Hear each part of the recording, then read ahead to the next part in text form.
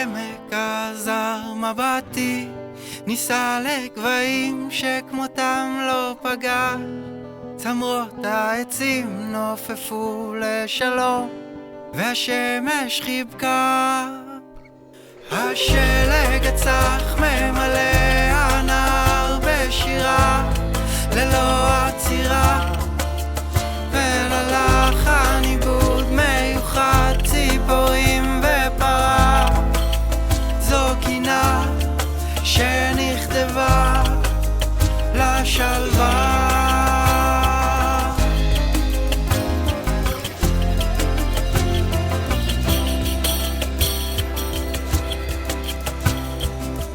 הם שמים חומר נפץ, לוחצים על כפתור, הם אוכלים את ההר, מרידים את הכפר, וגופות של עצים מונחות לרגלי אחים השותקים.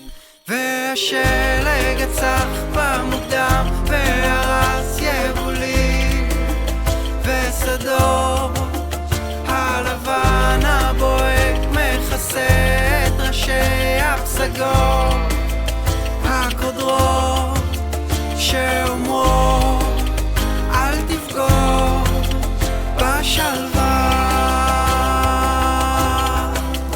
ורק הדבר היחיד שחסר, והנוף רק מזכיר לי אותך עוד יותר. הערים הם סגורים והעמק סבור, הרוח נושקת על פניי בליטוף, נפשך כאן קיימת, חסר רק הגוף אהובה.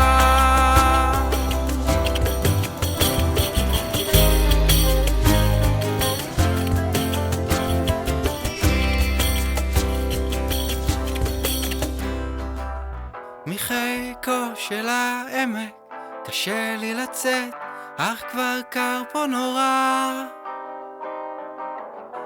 אצא לדרכי המושכת אליי, אל חום וקרבה.